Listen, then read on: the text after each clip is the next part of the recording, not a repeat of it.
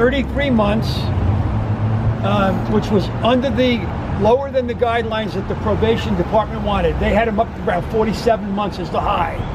So Judge Wood was actually well within the guidelines and fair, so to speak.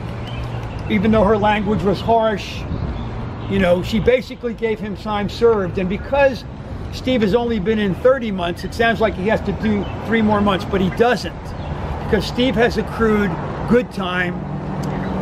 And when he's in jail, he's still in jail under federal criteria. And federal criteria gives him 54 days a year good time. So he's accumulated more than 100, probably, and if they prorate it, he has enough good time to more than cover the 3 additional months. So he's eligible for release now if the judge in Tacoma decides to drop he's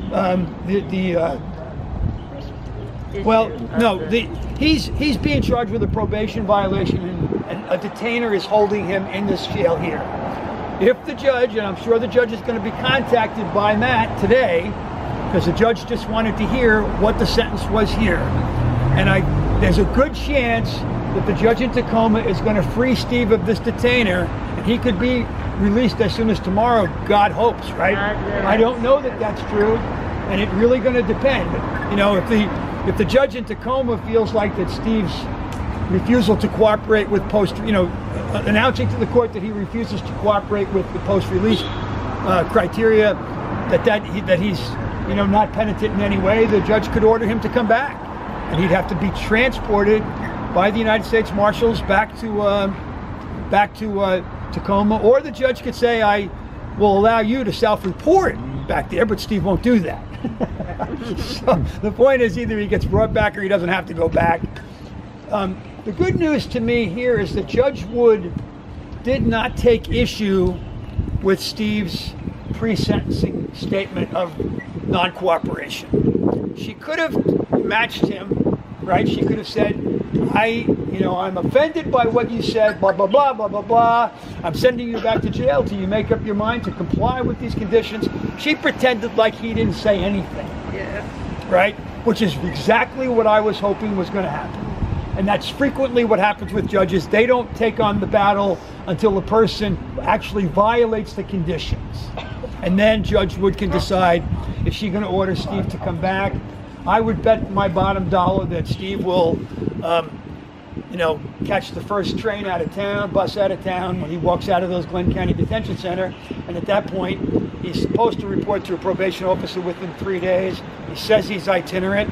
She did not say to him, I thought she might say to him, I order you to report to Fonda Dixon, who is our probation officer here for the 7 of us in Brunswick. She didn't say that. So when the Glenn County Detention Center says, you're free to go, Steve leaves. Now what he does with that, and then what Judge Wood decides to do in response, when he doesn't report to a probation officer and he doesn't pay any restitution, is going to be, that's the mystery. We don't know how quickly Judge Wood will act on that. She doesn't have to do anything. She can sit on this thing and not impose consequences. She can wait a year to impose consequences. We don't really know what's going to happen. She could just issue an arrest warrant for Steve, 3 days after he gets out. He doesn't report to probation. So it's all, we have no idea what she's going to do, but we know that she didn't do the thing that I was really fearing, that she was going to send him back to jail and say, this statement indicates non-cooperation on your part, and therefore I'm sending. She could do something. It would be something equivalent to a contempt charge. I don't know what she could have done, but she had latitude to do worse. I can say that, but she didn't do it. Yep. So Steve has 3 years of supervised release. She's requiring him to report to a probation officer, and that would be decided by the probation officer. Steve's not going to do that. She also had special conditions, which were all financial in nature and sort of bizarre.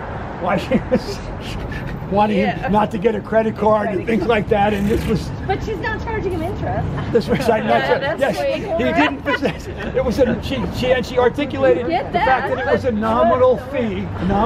He's going to pay a fifth. But I would like to say that I think. Now, for those who haven't been here previously, the prosecution. The prosecutor who's been with us for the whole 2.5 years, Carl Canucci, who's a nice man and I'm friends with him, is not here for some reason. He won't be here tomorrow.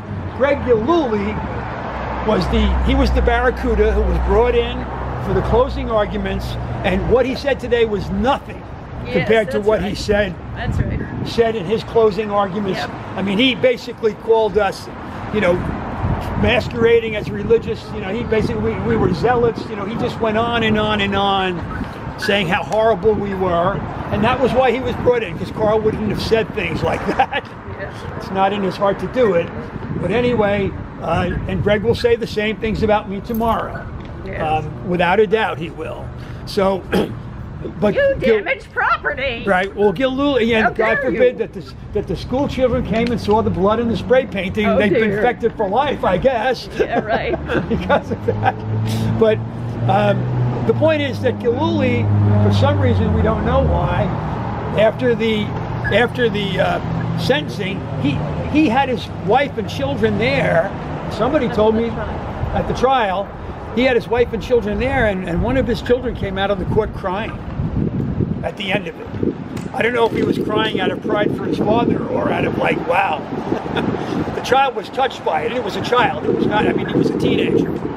So it's interesting how lives are touched by this experience. And but I have to say, overall, I'm happy. I wanted Steve to not have to get into I was glad he got up and agreed to sit in the chair in front of the podium. I was like, God, Steve, roll. I thought the marshals they probably just would have pushed him. Yeah. They would have pushed him over there. I thought they were going to carry the whole. Yeah, well, whatever. Yeah. I don't know why Steve decided to do that then, but Steve will tell us when we see him. he will. To say that, But I was not really getting this. That was the only time I got a little nervous. But remember, Yes, Steve has told never me ever he stood for Judge Wood. Yes. All right? Yeah. For 2.5 years, he has never stood. She knows that. Yeah. And he does say to the judge, when first question, this is not anything about you. Out of due respect, I just don't, honor I forget what he said, but he specifically addresses it. About you, I do this to all my judges. Yeah. Yes. But I think the language of Wood and the language of Gillooly was severe, but the sentence was within my hope. Time served, essentially, is what he got. Yeah.